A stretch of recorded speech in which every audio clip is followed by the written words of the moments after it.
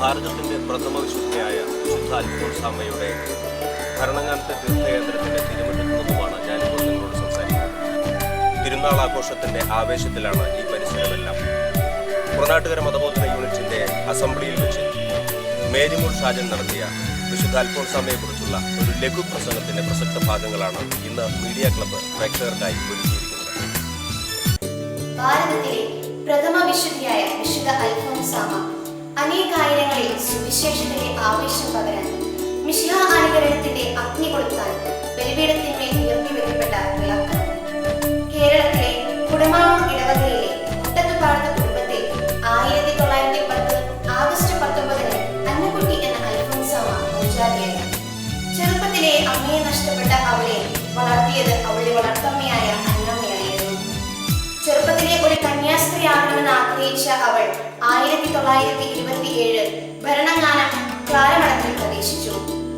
1928 August 2 അവൾ ശിരോവസ്ത്രം സ്വീകരിച്ചു.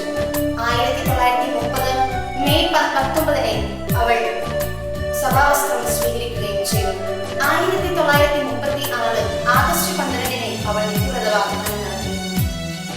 പരിധിയില്ലാത്ത സ്നേഹവും പരാതികളില്ലാത്ത സഹനവുമാണ് ലോകദൃഷ്ടിയിൽ അധികമാരും അറിഞ്ഞിട്ടില്ലാത്ത അവളെ വിശുദ്ധിയുടെ സോപാനത്തിലേക്ക് എത്തിക്കാൻ ദൈവം തിരുമനസ്സായതിനു പിന്നിലെ രഹസ്യം. വിശുദ്ധ പൗലോസ്ലീഹായെ പോലെ അവളും സ്നേഹത്തിന് പിന്നാലെ ഓടുകയായിരുന്നു. കർത്താവേ, എന്നെ സ്നേഹത്തിന്റെയും സഹനത്തിന്റെയും ഒരു ബലിവസ്തുവാക്കണമേ എന്ന് പ്രാർത്ഥിക്കാൻ കഴിയുന്ന സ്നേഹം. അസഹ്യമായ സഹനങ്ങളിൽ ഉറങ്ങാതെ കിടക്കുമ്പോൾ നീ എന്തു ചെയ്യുകയാണ് എന്ന ചോദ്യത്തിന് ഞാൻ സ്നേഹിക്കുകയാണ് എന്ന് മറുപടി പറയാൻ കഴിയുന്ന സ്നേഹം. എനിക്ക് സഹനങ്ങൾ തരിക, സഹനശക്തിയും തരിക എന്ന് സർവ്വസ്വാതന്ത്ര്യം ഉപയോഗിച്ച് ഈശോയോട് വാശി പിടിക്കാൻ കഴിയുന്ന സ്നേഹം. ഈ സ്നേഹമാണ് അവളെ വിശുദ്ധ പദവിയിലേക്ക് ഉയർത്തിയത്, അവളുടെ ജീവിതത്തെ ദീപ്തമാക്കിയത്.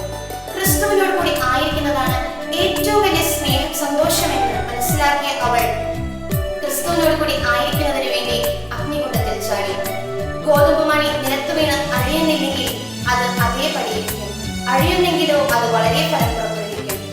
ഗോതമ്പ് മണി പൊടിച്ചാലേ ഓസ്തിയപ്പത്തിനുള്ള മാവുണ്ടാക്കാൻ കഴിയുകയുള്ളൂ.